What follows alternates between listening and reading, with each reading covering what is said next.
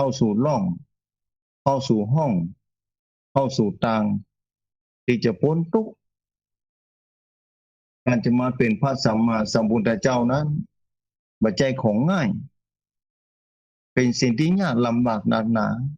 ญาติโยมศรัทธาสาธุชนท่านผู้ฟังแล้วการจะได้มาปะพระพุทธศาสนาของทุกชีวิตที่กำลังได้สัมผัสได้นับถือได้กราบไหว้บูชาแต่ละวันของศรัทธาสาธุชนท่านผู้ฟังนั้นเป็นสิ่งที่ยากอย่างยิ่งศรัทธาสาธุชนท่านผู้ฟังหลายคนอาจจะสงสัยหลายคนอาจจะมีคำถามเกิดขึ้นภายในใจว่าเป็นจะได้นับถือพระพุทธศาสนามาเมื่อแล้วยังบ่พ้นทุกข์เตื้อในว่าเส้นทางนี้เป็นเส้นทางพ้นทุกข์บ่ใช่กาอันนี้ได้รับคำถามจากศรัทธาสาธุชนท่านผู้ฟังทำมาโดยหลากหลายปัญหาอยากศรัทธาสาธุชนท่านผู้ฟังว่า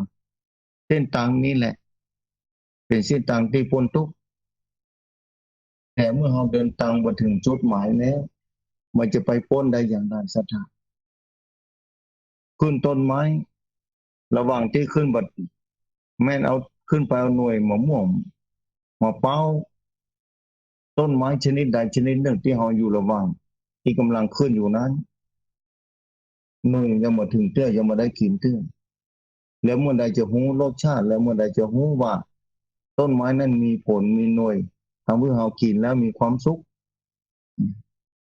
มีความทุกข์มีความลำบากมีความสุขมีความสบายอย่างไรอยู่ในระหว่างการเดินทางทุกคนของชีวิตหน้าตอนนี้ก็เหมือนกันแต่ทุกคนเมื่อพบปะกับพระรัตนตรัยแล้วจะเหมือนว่ากำลังเดินทางเส้นทางที่ถูกต้องดีงามแล้วแต่จุดใหม่ไปทางนั้นอยู่ที่การพ้นทุกข์เมื่อมาถึงเวลาอยากเอาขี่เรือข้ามแม่น้ำเจ้าพระยาแม่น้ำปิงก็ได้แม่น้ำไหนก็ตามที่เราจะต้องข้ามแม่น้ำไปในระหว่างที่เราอยู่ในเรืออยู่เราก็ยังบอกไปสู่ฝั่งหนึ่งเตื้อเราก็ยังอยู่ในระหว่างทางแต่ว่าพ้นทุกข์แล้วก็เป็นไปบ่ได้แต่เมื่อใดเรือปลาเราไปจนถึงจุดหมายปลายทางนั่นคือแห่งฝั่งหนึ่งแล้วแต่เมื่อเราขึ้นฝั่งแล้วแม้แต่เรือเองเราก็บ่ได้แบกไปถึงไปด้วยตัวเก่าคนเดียวเท่านั้นนะแล้วต่างคนต่างไปคนเดียวทั้งนั้นในโลกนี้เกิดมาร่วมทุกข์ร่วมสุขด้วยกันต้องฝ่าฟันอุปสรรคต่างๆนานาแต่ละวันทุกชีวิตจะต้องผ่านแบบนี้จะต้องฝ่าฟันอุปสรรคที่เกิดขึ้นในโลกนี้ญาติโยมศรัทธาสาธุชนท่านผู้ฟังทุกคนหนีบ่พ้นต้องฝ่าฟันอุปสรรคต่างๆในระหว่างที่เราต้องฝ่าฟันอุปสรรคต่างๆไปนี้อุปสรรคต่างๆอาจจะว่าเท่ากันการเดินทางของชีวิตนี่เดินทางที่ถูกต้องแล้วบางคนอาจจะช้าบางคนอาจจะเวยบางคนอาจจะพอดีสำหรับการเดินทางแต่ทุกคนต้องประสบกับอุปสรรคต่างๆนี้อาจจะต่างกันออกไปบางครั้งมีความสุขบางครั้งมีความทุกข์บางครั้งมีความสะดวกสบายแต่เนอะบางคนเจอกับอุปสรรคต่างๆอย่างระยะปี2 ปีมานี้ทั่วโลกที่กำลังดำเนินชีวิตอยู่พบปะกับอุปสรรคต่างๆยิ่งโรคภัยไข้เจ็บเข้ามาเบียดเบียนผู้คนนั้นนี่แหละคืออุปสรรคในการฝ่าฟันอุปสรรคของแต่ละชีวิตในโลกนี้แต่การฝ่าฟันอุปสรรคของชีวิตทุกชีวิตในโลกนี้นั้นเป็นไปตามศีลตามธรรมของศรัทธานี่แหละแนวทางพระพุทธศาสนามีบอกไว้ให้เรียบร้อยการรักษากายวาจาใจคือถูกต้องดีงามบ่ให้เบียดเบียนต่อเก่าและผู้อื่นเป็นการเดินทางที่ถูกต้องและดีงามแล้ววันที่26เดือนเก้าเพ็งที่มาถึงนี้ที่จริงเป็นเดือน8วิสาขบูชาที่ผ่านมาแล้วแต่ทุกอย่างมันแปรปรวนไปตามอนิจจังทุกขังอนัตตาญาติโยมศรัทธาสาธุชนท่านผู้ฟังที่จริงเป็นวันเพ็ญเดือน6ใต้ เดือน8เหนือวันวิสาขบูชาแต่ละปีแต่พอดี2 ปีหนึ่งก็มีอาทิตย์กมาศ13เดือนเตื้อหนึ่งเพิ่นก็เลื่อนขึ้นมาอยู่เดือนนี้ที่จริงจะเอาเดือนที่แล้วก็ได้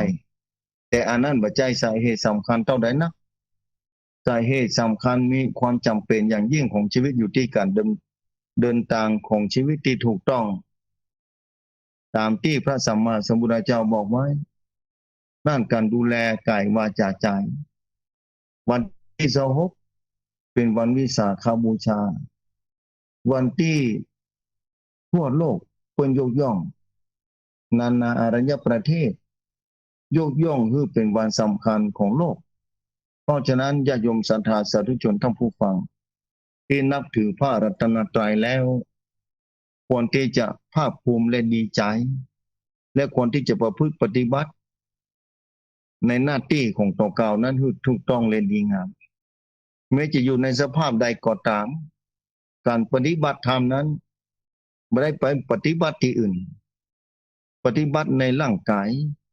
ในจิตใจของเฮานี่แหละไม่ได้ไปปฏิบัติที่อื่นไม่ได้ไปปฏิบัติที่บนต้นไม้ในป่าในดงในเหี้ยในหายไปเข้าป่าเข้าดงบนเครื่องบินบนรถต่างๆนานาแต่ก็ต้องปฏิบัติในกายนั้นกว้างศอกยาววาหนาคืบนี่อันนี้การปฏิบัติธรรมใครจะปฏิบัติธรรมเป็นพุทธบูชาในวันสำคัญที่จะมาถึงนั้นจะอยู่กับบ้านอย่าอยู่ที่ไหนก็จะต้องปฏิบัติอาศัยกายวาจาใจของตัวเก่าเท่านั้นเนี่ยการปฏิบัติ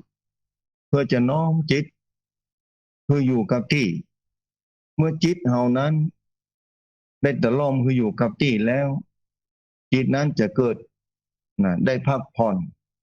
จิตนั้นจะไม่ได้คิดอันหยังแต่เมื่อได้พักผ่อนแล้วเอาจิตออกมาคิดนั่นคือจิตออกมาทำงานเมื่อจิตออกมาทำงานแล้วทำงานที่ไหนทำงานในร่างกายนี่แหละสัทธาทำงานในร่างกายนี้แล้วว่ามาพิจารณานี่เอาเกิดมากี่ปีแล้วตอนนี้อายุได้เท่าใดแล้วตามมนุษย์ในโลกโลกานี้ที่สมมุติกันมาว่าได้กี่ปีอายุขัยของเฮาตอนนี้ได้เท่าใดแล้วระยะเวลาที่ผ่านมานี้มันหมดไปแล้วอายุที่ได้มาคือเวลาที่เสียไปจะเหลือแห่งกี่วันนั้นบ่สามารถจะรู้ได้แต่ที่ตอนนี้วันนี้ที่ได้ยินเสียงธรรมะฟังรายการธรรมะต่างๆแต่ละวันแต่ละคืนที่ผ่านไปก้นไกลเอาสิ่งที่ดีงามมาประพฤติปฏิบัติในกายในวาจาในใจของเฮานี่แหละด้วยการรู้การท่วงทีของความคิดของตัวเก่าที่กำลังจะดำเนินไปคิดไปเรื่อยๆว่าพิจารณาในร่างกายว่าร่างกายของคนเฮานั้นมันบ่เที่ยงแต่เนอะเนี่ยนี่ก็คือการปฏิบัติธรรมแล้วศรัทธาการปฏิบัติธรรมบ่ใช่ของยากง่ายๆสบายนั่งอยู่กับที่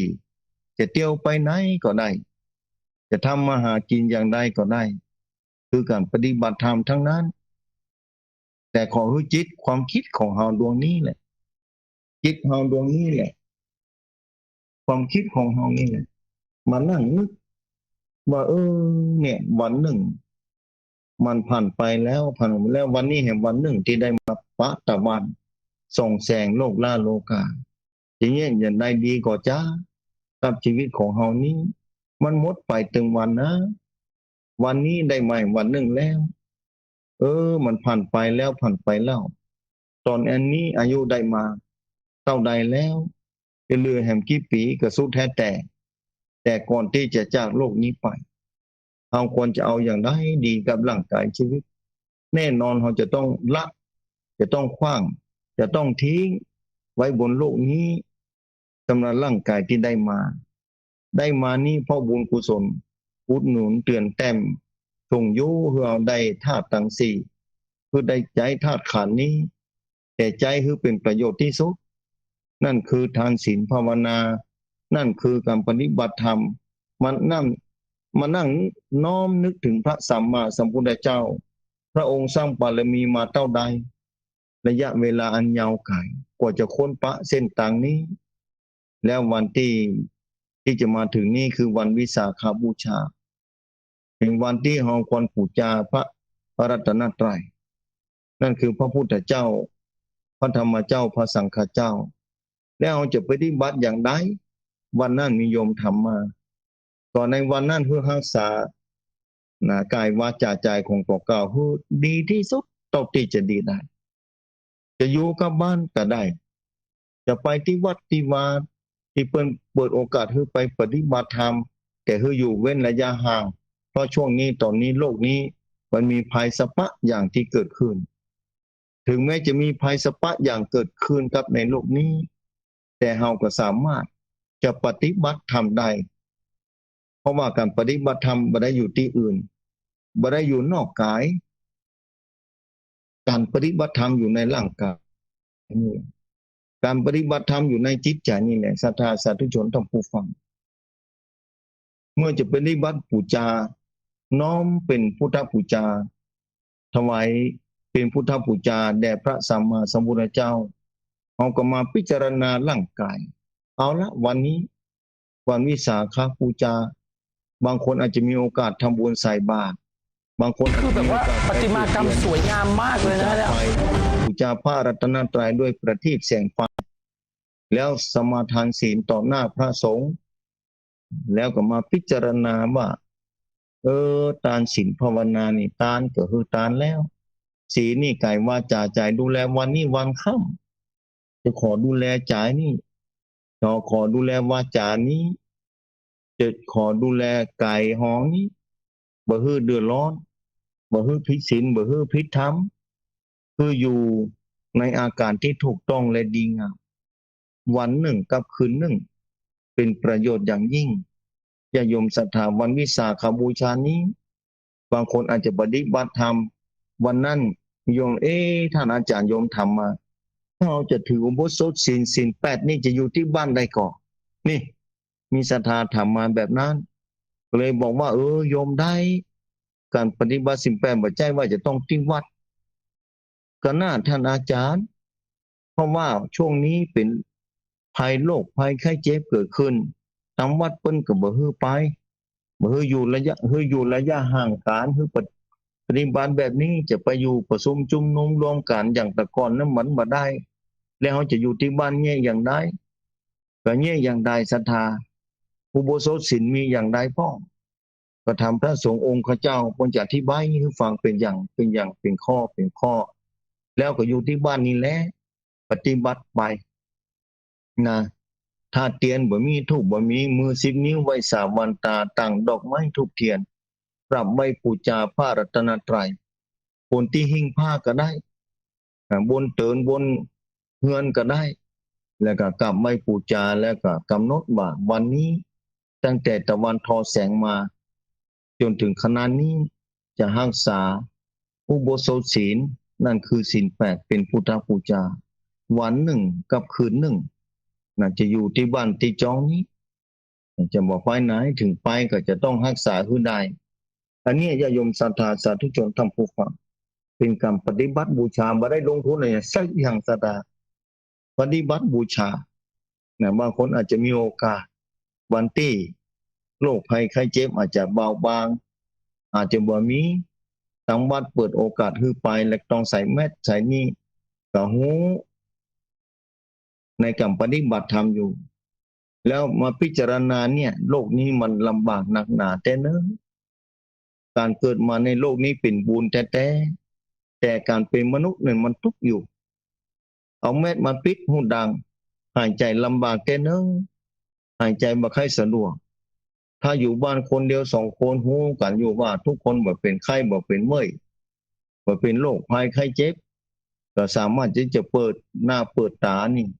แต่ถ้าไปที่หมู่หลายคนหลายหมู่ที่คนที่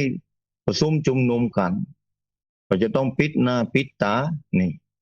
ปิดร่างกายต้องดูแลให้เรียบร้อยเนี่ยภัยต่างๆที่เกิดขึ้นในโลกนี้เป็นระยะโลกนี้บ่มาโลกอื่นก็ถึงมาศรัทธามาตลอดเวลา โลกนี้ร่างกายนี้เป็นรางของโลกอยู่แล้วพุทธองค์ท่านเทศน์ไว้แต่ไหนแต่ไรเมื่อพระองค์ยังมีพระชนมาชีพอยู่พระองค์ก็บอกกับพระภิกษุสงฆ์ทั้งหลายว่าภิกษุทั้งหลายร่างกายนี้เป็นรางของโลกนะโลกสปะอย่างเกิดขึ้นในร่างกายนี้นี่ตั้งแต่เจ็บหัวเมื่อยไข้เจ็บตาเจ็บหูปวดแข้งปวดขาเดี๋ยวเกิดโรคเจ็บท้องเจ็บไส้ไข้นั่นเป็นไข้หั่นไข้นี่สปะอย่างตั้งแต่ไหนแต่ไรแล้วสุดแต่ภายพ้องที่จะปานักปาน้อยโรคโควิดที่มานี้เป็นเรื่องที่เจ๊จ้อยคนตายตอนนักแล้วสมัยก่อนเพิ่นก็ตายมาแบบนี้บางทีโรคที่ตายจากคนภัยจากมนุษย์ผมว่ามนุษย์สภายล้มลาฆ่าปานกันตายเป็นหมู่เป็นจุ้มนี่อย่างถึงวันนี้ต่างประเทศโอ้บอกว่าความเป็นอยู่จะได้หลายประเทศที่ฮกกันเนี่ยตอนนี้ต้องยิงการฆ่ากันนะต้องต่อสู้กันเพื่อความปลอดภัยเพื่อความอยากบ่มีที่สิ้นสุดนี่โลกของความอยากกระทำให้คนเฮาตายได้เหมือนกันบ่ต้องว่าโรคโควิดเมื่อความอยากบ่มีที่สิ้นสุดเมื่อความอยากบ่มีที่สิ้นสุดมีความต้องการสูงเมื่อมีความต้องการพยายามจะเอาอย่างที่ตัวเก่าต้องการได้ทำให้ต้องเบียดเบียนซึ่งกันและกันทำให้ต้องฆ่ากันเพราะมีความต้องการเนี่ยโลกที่มีความต้องการนี่นะโลกนี้อันตรายยิ่งกว่าอย่างอื่นยิ่งกว่าโควิดแถมโควิดที่มาเนี่ยเขาสามารถป้องกันได้ดอกวัคซีนก็ได้หรือว่าเม็ดยาหูว่าอยู่กับที่ถึงหมดไปที่ไหนก็พอที่จะปลอดภัยได้แต่โลกที่มีความต้องการเกิดขึ้นภายในจิตใจนี่ปาฮือตัวเก่าทุกปาฮือตัวเก่าผิดศีลผิดธรรมแถมบ่พอถ้าผิดศีลเนี่ยต้องไปตกอบายภูมินะได้รับความลำบากยิ่งกว่าโรคโควิดแห่งหลายเท่านักในนรกภูมินี่เวลาเราตายไปแล้วตกในนรกภูมิลงขึ้นพอวันแล้ววันเล่ากี่หมื่นกี่แสนปีจะอยู่แบบนั้นแล้วทรมานแบบนั้นแล้วจะยมศรัทธาลงขึ้นพอเมื่อบ่ลำบากกว่าโควิดตอนนี้ก็ศรัทธาสาธุชนท่านผู้ฟังอันนี้โลกความอยากบ่มีที่สิ้นสุดเมื่อมีความอยากมีความต้องการสูงเกินไปเกินกว่าปกติธรรมดาทำให้จะต้องนะแย่งชิงขันต้องต่อสู้ต้องพิสิทธิ์ข้อที่หนึ่งเพื่อจะต้องกำจัดนะฆ่าคนหลายคนเพื่อจะได้สิ่งนั้นมาเพื่อจะต้องการสิ่งนั้นแต่จะต้องฆ่าคนฆ่าชีวิตของสัตว์ต่างหลายซึ่งมีความต้องการสิ่งนั้นแต่จะต้องฆ่าคนอันนี้ผิดศีลข้อที่หนึ่งศรัทธาขึ้นพอแล้วมันจะลำบากขนาดไหนตัวเก่ากว่าอีกผิดศีลผิดธรรมได้มาโดยบริสุทธิ์ต้องทำร้ายชีวิตผู้คนลังขึ้นพอแล้วบางทีบ่ต้องทำร้ายชีวิตผู้คนแค่เอามาโดยบอกเจ้าของกับผิดศีลแล้วคนที่เพิ่นยังต้องการอยู่มีเจ้าของอยู่แต่ของเพิ่นหายไปเขานำออกมาโดยเพิ่นบ่ฮู้คนที่เจ้าของเพิ่นถ้าพอของทรัพย์สมบัติสิ่งของต่างๆที่เหือดแห้งหายไปที่ไหนโดยบ่ฮู้สาเหตุเพิ่นก็มีความต้องการเหมือนเดียวกับเฮาเพิ่นก็เกิดความทุกข์เนี่ยความต้องการเนี่ยโลกนี้โลกเนี่ยโรคาโลกนี้มันลำบากแบบนี้โลกนี้อันตรายยิ่งกว่าโรคโควิดเนี่ยหันก็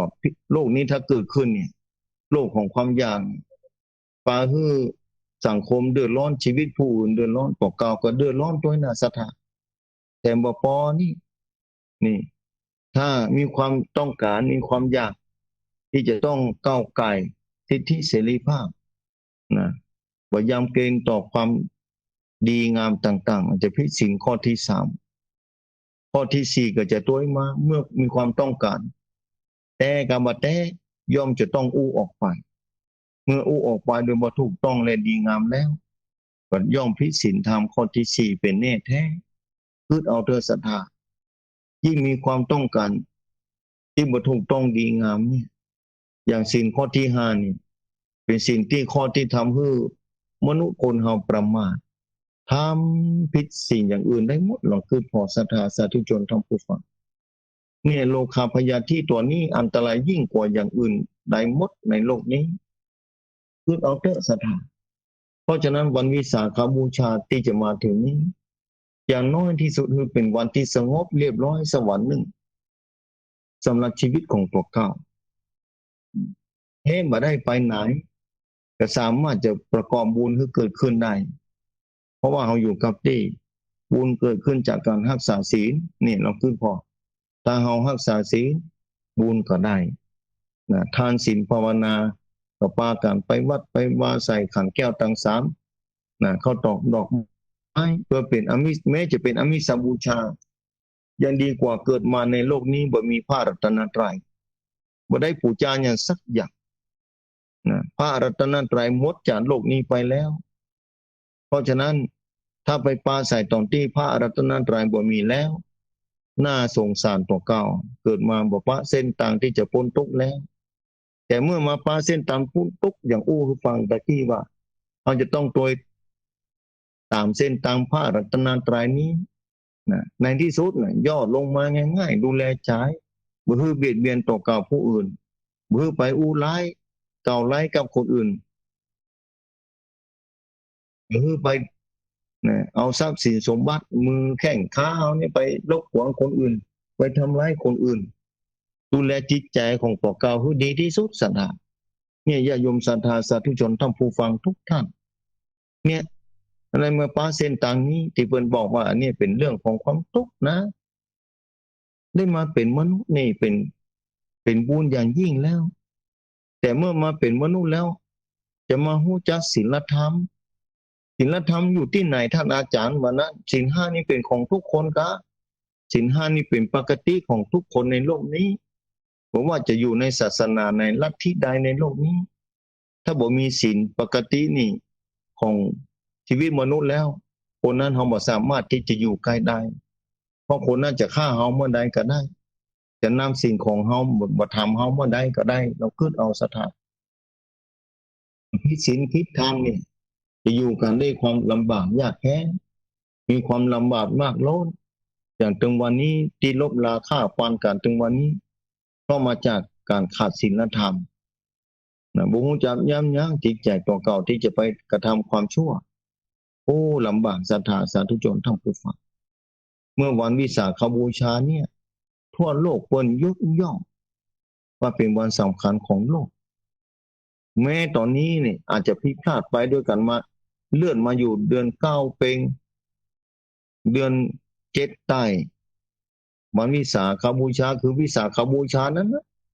เอาก็จำว่าวันไหนก็ตามเนี่ยเพราะว่าพระพุทธเจ้าได้ตรัสรู้แล้วเกิดขึ้นแล้วในโลกนี้ประสูติแล้วตรัสรู้แล้วปรินิพพานแล้วแต่ลายแทงหรือแผนที่เพิ่นวางไว้คือเรียบร้อยแล้วเขามีโอกาสได้ปฏิบัติธรรมก็ทำได้เต็มที่เนี่ยศรัทธาสาธุชนท่านผู้ฟังเราได้เกิดมาบ่เสียเวลาแล้วในโลกนี้ในชาตินี้ได้ปะพระรัตนตรัยแต่ในบุญญาเขตพระรัตนตรัยนั้นมีแนวทางคือเตียวมีเส้นทางคือไปไต่เต้าไปเต้อน้อยเต้อน้อยเมื่อบ่ถึงเวลาเตื้อบ่เป็นหยังศรัทธาเอ๋ยชาตินี้เมื่อบ่เข้านิพพานเตื้อบ่ใจเป็นหยังแต่ขอให้อยู่ในบนเส้นทางพระรัตนตรัยนี้เท่าอันขออธิษฐานไว้ชาติใดก็ทำถ้าได้เกิดมาในโลกล่าโลกาได้มาพบปะขอให้ได้มาพบปะกับพระพุทธศาสนาทุกชาติไปจะได้ศึกษาหาความรู้แนวทางต่างๆปฏิบัติตามนี้แต่บางคนอยู่ในเขตพระรัตนตรัยแล้วบางคนอาจจะทำบ่ดีก็มีดีก็มีอันนี้อยู่ที่ตัวเก่าแล้วอยู่ที่การควบคุมจิตใจเพราะจิตใจนี่เป็นหัวหน้าเป็นใหญ่ทุกอย่างสำเร็จโดยใจไม่ได้สำเร็จโดยอย่างอื่นเพราะฉะนั้นวันวิสาขบูชามานี่ถ้าจะปฏิบัติบูชาต่อการดูแลจิตใจนี่ดูแลกรรมอู้กรรมจาดูแลกายของตัวเก่าดูแลใจของตัวเก่าว่า มันจะคืดดีก็บ่ดีค่ะลองปล่อยพอดูวันนี้วันข้ามจะลองพอจะคืดอันอย่างพ่องลองตัวพอเนอะสถานมันจะคืดดีก็จะคืดบ่ดีก็ถ้าคืดบ่ดีเฮาหานมันละโอ้ยตอนนี้คืดบ่ถูกเนอะนี่หยุดนี่บอกต่อเก่าไว้อันนั้นบ่ถูกเนอะอันนี้บ่ดีเด้อแต่การจะรู้ว่าดีบ่ดีนี้ก็ต้องรู้ด้วยปัญญาคือความรู้อย่างท่องแท้นั่นคือแสงสว่างที่จะส่องลงไปที่ปรากฏขึ้นมาในจิตใจถึงจะรู้ว่ากำลังพึดอันอย่างดีบ่ดีนี่สถานละเอียดอ่อนขนาดนักจะโยมศรัทธาพระพุทธศาสนานี้นะละเอียดอ่อนศรัทธาสาธุชนทั้งผู้ฟังเขาจะรู้จักตัวเก่าได้อย่างไรถึงวันนี้คนเฮาต่างหลายนั้นไปรู้จักอย่างอื่นนักเหนือตัวเก่าแทบจะไม่รู้จักตัวเก่าเลยว่าทำอันอย่างถูกกาพิษบางเรื่องมาเข้าใจพอเจอโลกของความอยากนะพิษบางหัวใจทำให้เดินตามพิษในวิถีชีวิตที่ได้เกิดมาเป็นมนุษย์มีบ่น้อยศรัทธาบางคน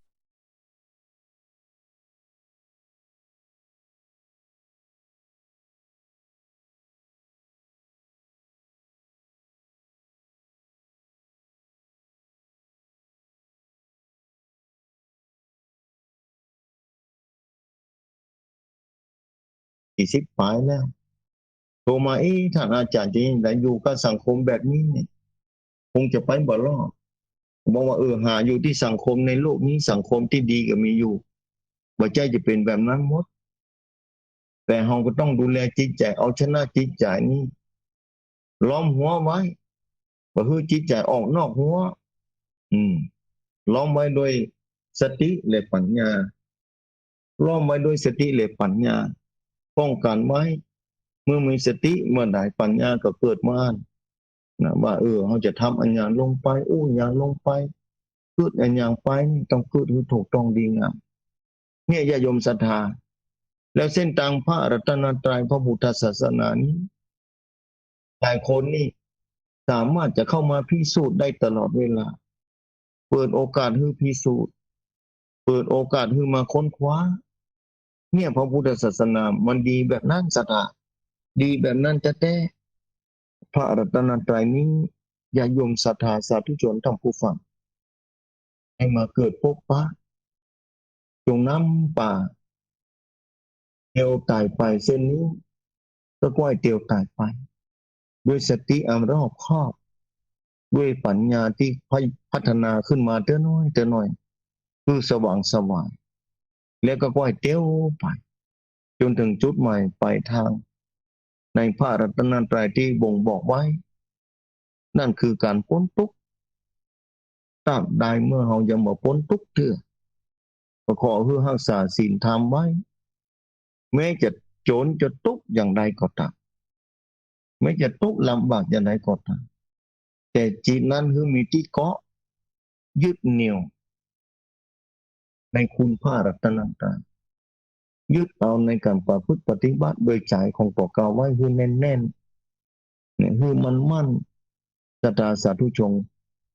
ศรัทธาสาธุชนทั้งหลายศรัทธาสาธุชนจะได้บ่ห่างจากพระรัตนตรัยไปศรัทธาสาธุชนทุกท่านที่ฟังรายการคือมันประพฤติปฏิบัติแบบนี้เวลามันบ่รอภายศรัทธาเวลาหมดไปถึงวันเวลาหมดไปถึงวันคืนแล้วคืนเล่า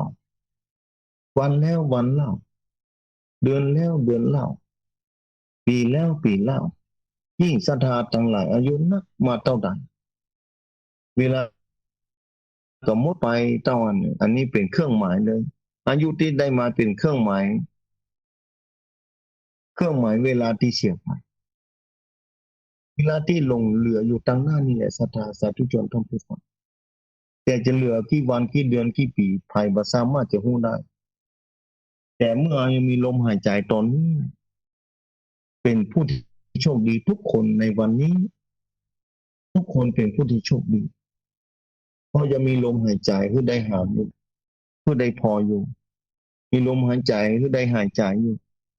และมีโอกาสที่จะทำความดีได้ ตลอดเวลาเมื่อเราสามารถทำได้ เมื่อเรามีสติ มีความรู้มีปัญญา สามารถจะทำความดีได้ตลอดเวลาโดยบ่ต้องอาศัยคนอื่น ถึงอาศัยก็อาศัยบ่ได้เพราะลมหายใจอาศัยกันบ่ได้ทุกคนก็รู้อยู่แล้วเนี่ยละเอียดอ่อนของพระพุทธศาสนาเป็นแบบนี้ คนอื่นหายใจแทนกันบ่ได้สถานกินข้าวแทนกันบ่ได้เนี่ยด้วยสัจธรรมความเป็นจริงข้อนี้ทำให้เราทราบซึ้งในพระรัตนตรัยเป็นอย่างยิ่งว่าพระรัตนตรัยพระพุทธศาสนานะสอนให้เข้าใจความเป็นจริงและยอมรับความเป็นจริงให้ได้แล้วทุกคนก็จะสบายใจถ้าเรายอมรับความเป็นจริงมาได้ตราบใดตราบนั้นความทุกข์ก็มีอยู่ร่ำไปเพราะเราไม่ยอมรับความเป็นจริงมีโยมคนหนึ่งถามมาว่าเราจะยอมรับความเป็นจริงได้อย่างไรท่านอาจารย์ก็ยอมรับความเป็นจริงได้โดยความรู้ความเข้าใจอย่างถูกต้องและดีงาม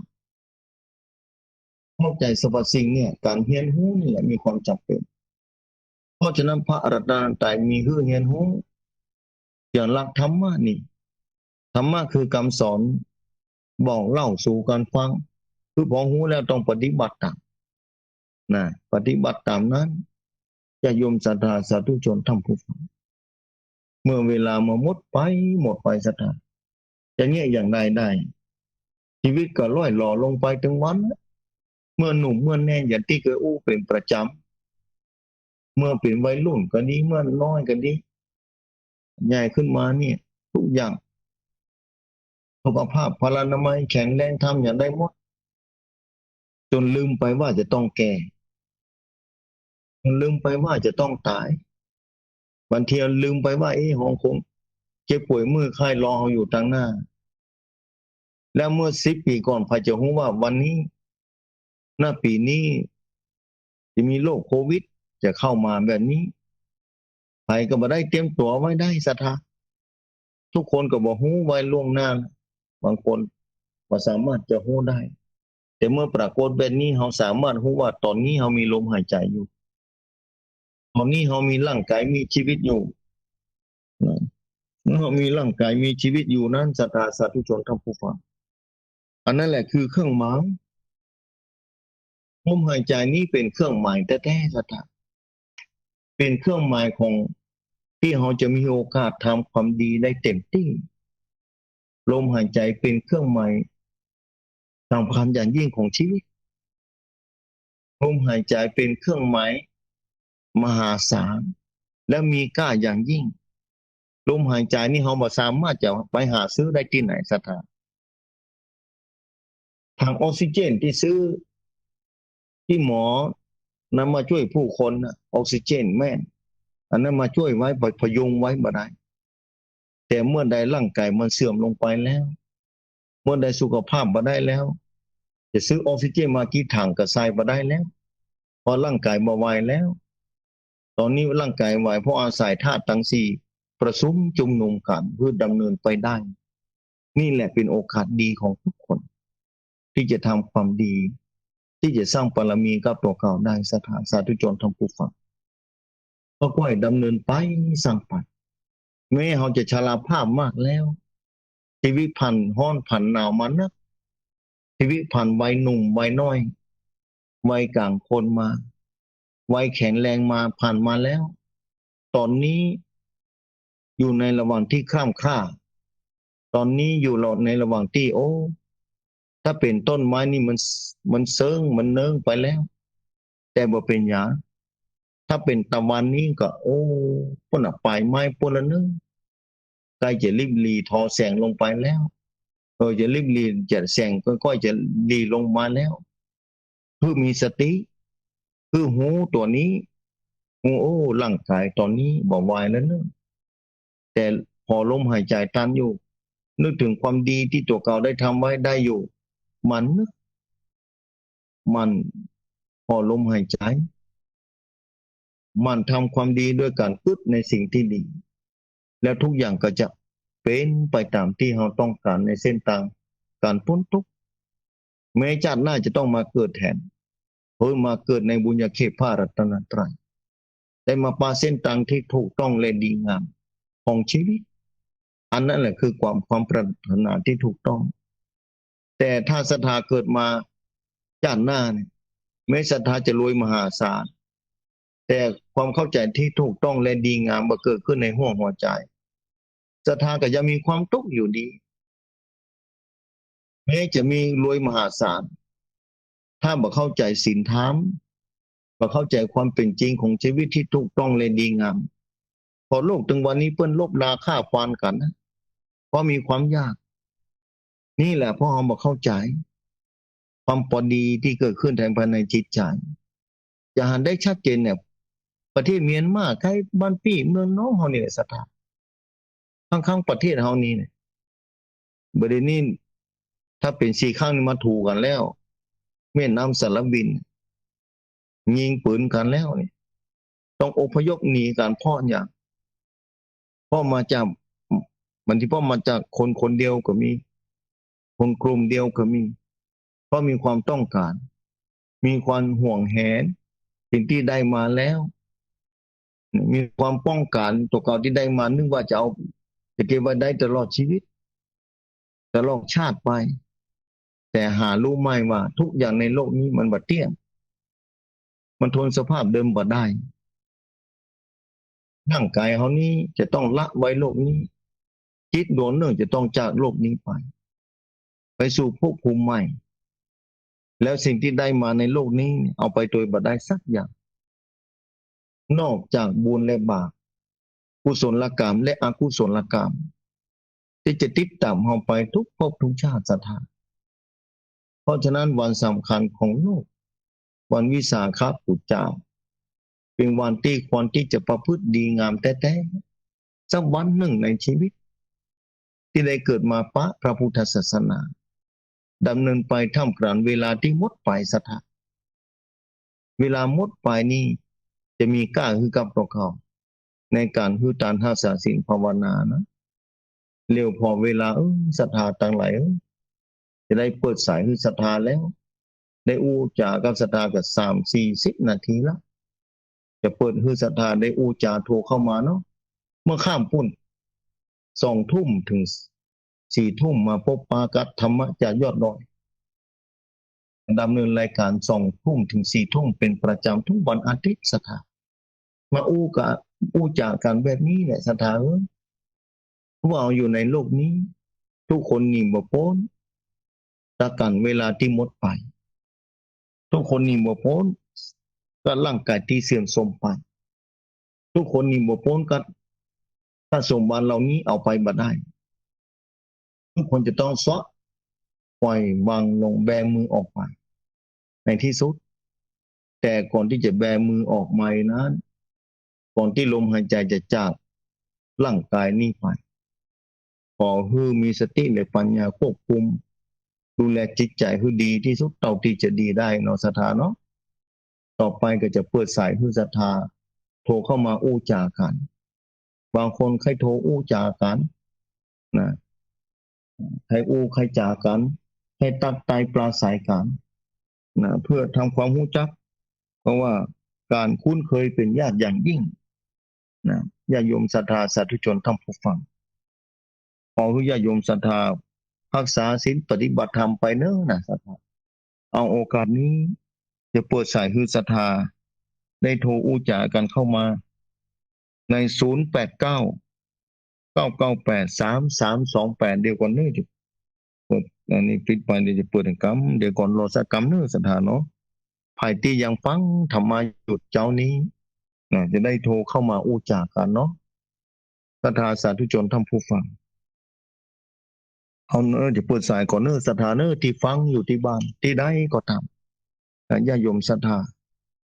089-2624-999 089-2624-999ฮัลโหลเจ้าเจริญพรเนอะ เจ้าเสียง ไปชาเจ้าเนอะ นี่นางคำอ้ายกะ เจ้าวันนี้แม่เดินซิน สายแรก แม่ได้สายแรกแล้วนะแม่เนอะ เจ้าแม่ฟังอยู่แน่ ฟังอยู่นะแม่เนอะตอนพูดกินได้พ่อแม่อาการหอนมา โอ้พอดีขึ้นแล้วเจ้า อ๋อดีแล้วดีแล้ว แต่วัดก็ยังเปิดเดี๋ยวแม่ไม่ได้ไปวัดหลายศีลนะท่าน อ๋ออันกา เปิดปีดเปิดจะเปิดเข้าภาษาเพิ่นว่า อ๋ออันกาอันนี้ก็ศรัทธามาอยู่แต่ว่ามาแล้วก็ใส่บ้านแล้วก็ปิกอะแม่ แล้วรู้ที่เพิ่นไปอย่างนั้นได้เพิ่นก็ไปเจ้าเพิ่นก็ไปใส่บาตรแต่หน้ากุฏิเพิ่นแท้แต่อันน่ะ แม่แม่ เจ้าแล้วเข้าไปมันได้อะเนาะ แล้วนั่นก็แม่เป็นยังแม่ ไปคนเดียวมันได้อ่ะ อ๋อ ผมได้ไปอ่ะ เป็นยังแม่เอาไว้ที่เปิดก่อนนะแม่เนาะ เจ้าไว้เปิดเพิ่นน่ะแม่ก็ใส่ขันดอกบ้านเนี่ย เอาปฏิบัติธรรมที่บ้านนะแม่เนาะ เจ้าว่าไปร้านจะทำที่บ้านเนี่ย ดีแล้วบุญให้สามแม่เนาะบุญให้ ใส่ สา เข้าม ผ้าจะยอดสตางค์ใส่กระป๋องแฮะ โอ้ ใส่ นั่นก็ ออมสินแฮะ นั่นได้แล้วได้แล้วบุญได้แล้ว ก็น่าเปิดเอาเต็มออมสินเอาไปสบายผ้าอ่ะเนาะ อันก็แม่ถ้าเปิดว่าเปิดได้เนาะ เจ้า ดีมีสุขนะแม่เนาะ อ้อนก็ท่าน อากาศร้อนบ่เคยพบบ่เคยปาเลยแม่ตั้งแต่เกิดมานี่นะ ฝนตกก็ ฝนก็ทั้งท่าจะตกเจ้านี่ก็มืดมาหม โอ้ ดแล้วนะ ก็อันฟ้าห้องเขาเรื่องอะกลางวันน่ะแล้วไม่ที่ไหนฝนยังมี มันจะเป็นอย่างพุทธทำนายแต่ก็นี่ ค่ะแล้วก็ว่าฟ้าห้องมีฝนนี่แน่เนาะ น่ากันนะฟัง โอ้ห้องเต้นเนื้อค้างเต้นเนื้อจะเป็นชั่วโมงเนี่ยรอพอฝนในกรมนี้แล้วก็ห้องแม่นี่จุกมาจุกหน้าคุ้มตัวอยู่ตลอดวัน ดูแลสุขภาพตัวนั้นแม่เนาะ เจ้าสาธุทางกันเหมือนกันเนอะดูแลสุขภาพเนอะ สาธุ ได้ออกไปไหนกันท่าน ได้ออกไปไหนแม่ อ๋อ อยู่ดีมีสุขบุญรักษานะแม่เนาะ เจ้าสาธุเจ้าอนุโมทนาบุญด้วยเนอะสาธุ เจริญพร ครับไว้สาครับครับ ที่ไหนตั้งได้นี่ เจ้าเปาครับ ที่ไหนก็ เจ้าเปาสันติเล็กโอ้ยสันติเล็กเจ้าเปาอ่ะ แสงขี้เล็ดกับพ่ออย่างก็ โอ้ย พ่อวินเป็นไงพ่อวินฟังผู้จ้างกับพ่อวิน ทุกวันอะมาสกิปเกาเทศาปัตตาลาอ่ะ มันก็ดีแล้วเพราะวินบอกพ่ออากาศร้อนว่ะพ่ออากาศร้อนว่ะ พูดถึงข้อมันขนาดแบบคนกับบรรทุกเนาะ เนาะฝนบ่ตกนะกูตี บรรทุกก็แล้วอ่ะ รอสักวันพายุน่าจะเข้าอยู่ก็เนาะ ก็ได้แต่ว่าหมื่นมาด่าหมื่นแล้วก็โอ้ก็จะหายไปยากอ่ะ ดูแลสุขภาพด้วยนะพ่อเนอะ ครับ อยู่ดีรักษาในพ่อวินเนอะ ครับ ใส่ต่อไปเจริญพร ธรรมศาสตร์เจ้าท่านพระอาจารย์ แม่คำนวณกะ เจ้าแม่คำนวณเจ้า คำนวณสบายดีเนอะแม่เนาะ เจ้าสบายดีเจ้า คำนวณบันเจ็ดซ้อนมาเจ็ดซ้อน เจ้าชัดเจนดีเนอะ อยู่ดีมีสุขเนอะ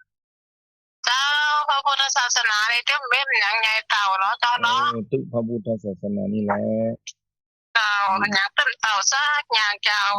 แม่ดีแล้วแม่ได้พบพระศาสนาเนี่ยนะ เจ้าทำมาเป็นหน้าบุญน้องแม่เนาะ เป็นบุญแม่เอ้ย เจ้าแล้วกาภาษาเจ้า เจริญพร พระเจ้าอาจารย์มาตู้บ้านนอกเลย จุกวันโลกเนาะ เจ้าฟังอยู่นะฟังเป็นประจำเนอะ เป็นไงแม่ เจ้าเพื่อกำลังใจเนอะ ทุบุญรักษาเนอะ เจ้ากาภาษาเจ้า ใส่ต่อไปเจริญพร เจ้ากาภาษาเจ้าท่านพระอาจารย์ บ้านแม่สุแก้วมาแล้ว จ้าแม่จุกเปี้ยมันศิลปรจิตเตี้ยมันลงหลักปูนเนอะ สาธุ ติด นะ จำท่านพระอาจารย์เมื่อเจ้าเลยนะเจ้าเด้อโอ้ อากาศมันจะร้อนนะจิตใจเรามันร้อนจิตใจเรามันเย็นเอากับเอาศีลเอาธรรมเนี่ยเป็นที่เปิ้งอ่ะเจ้าอากาศมันร้อนหมดได้ก็คือใจเย็นไว้กันแล้วกันได้ไหมนะ ใจเย็นไว้เจ้ามันถึงร้อนเลยแต่จิตและใจเขานะเจ้าเจ้ากลับอาจารย์สาธุเด้อท่านพระอาจารย์เจ้าสาธุเนอะแม่เนอะเจ้าเจริญพรอย่างไว้สักเจ้าอาจารย์เจ้าไม่ใส่ทองนะเจ้าไม่ใส่ทองครับเป็นได้ไหมทองพุทธาเจ้ามีใส่ทองอยู่ดีมีสมบัติทุกมาก็ได้ฟังน้ำฟังธรรมนะเจ้าอาจารย์ที่มาได้ฟังธรรมมันได้ไปวัดไปว่าก็มันได้ไปเนาะเจ้าอาจารย์ก็มีมีมันก็ดีอย่างนั้นนะเจ้าอยู่ดีกำลังใจนะเจ้าชัดเจนเลยเจ้าบุญรักษาเจ้าตุบุญรักษาบุญรักษาเจริญพรเจ้าให้สาเจ้าพระอาจารย์ที่ไหนตั้งไหนจากบ้านดงฤาษีเจ้าใครกันเจ้าแม่ละเจ้าฟังอยู่เจ้าพระอาจารย์วันคืนล่วงไปวันเวลาล่วงไปวันนี้เราทำอะไรอยู่ไม่ขึ้นตลอดเจ้าดีมากๆเลยเนาะเจ้าไว้สาเจ้าตัวบุญรักษานะเมเนอร์เจ้า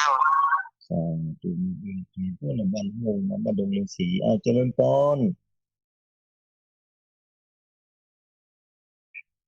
เจริญพร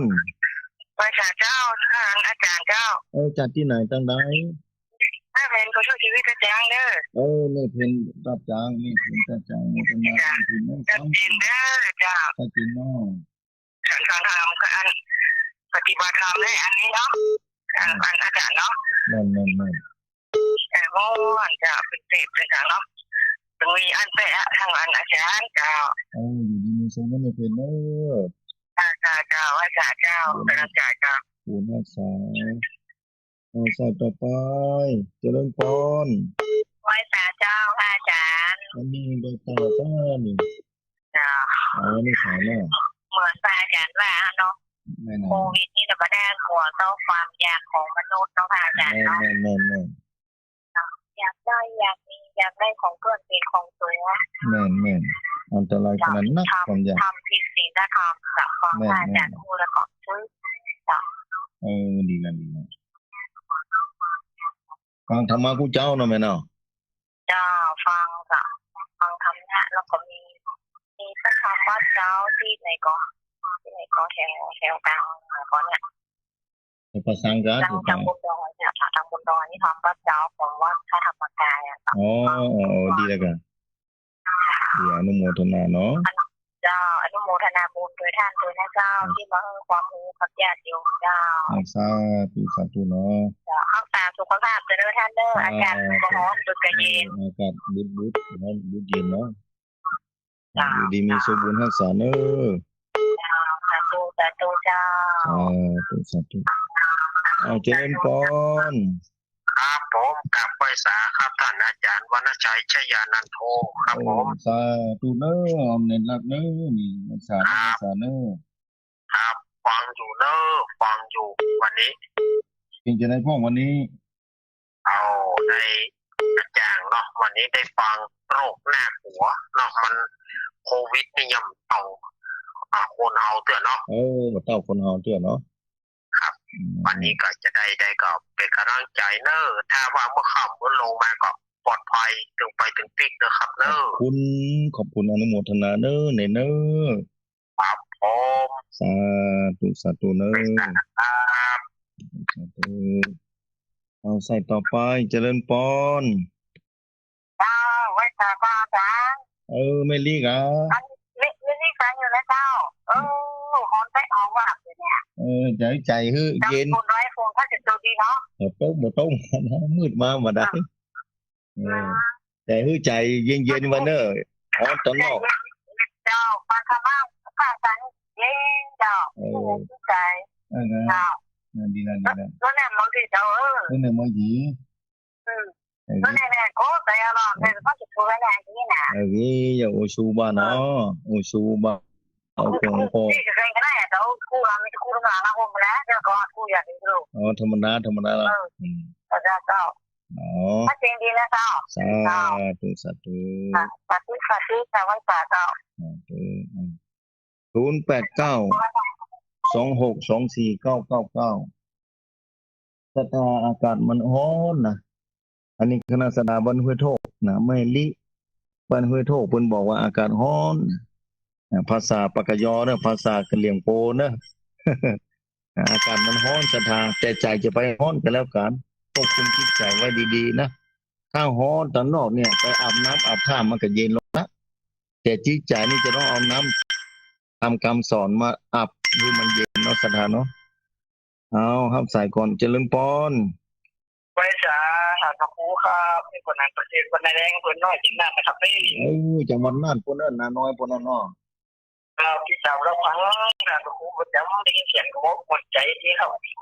ทอดอายุค่ะ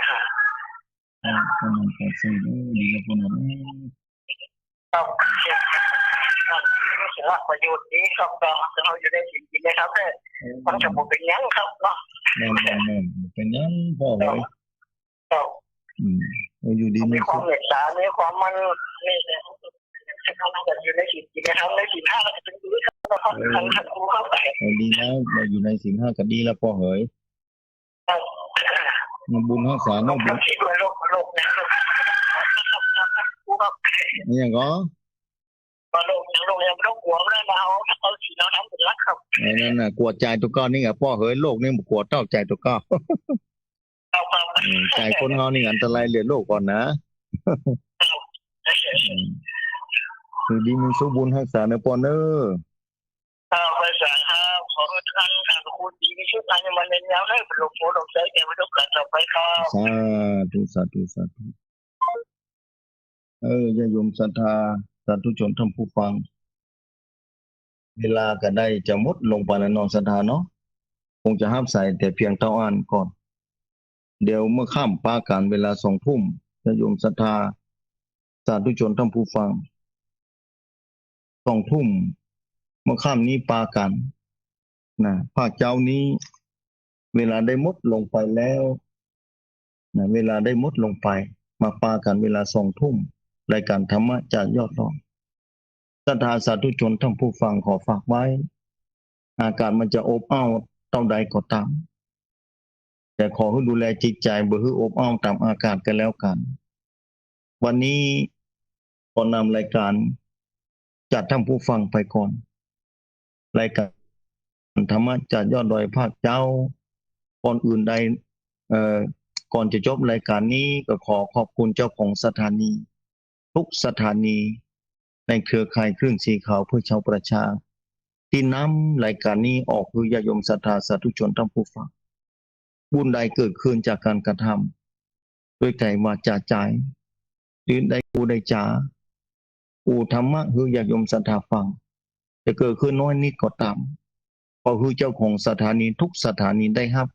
อย่างเต็มที่ขอญาติโยมศรัทธาสาธุชนทุกท่านผู้ฟังทุกท่านคือได้บุญได้กุศลได้คุณงามความดีได้เข้าใจตัวเก้าได้หูจักจิตใจตัวเก้า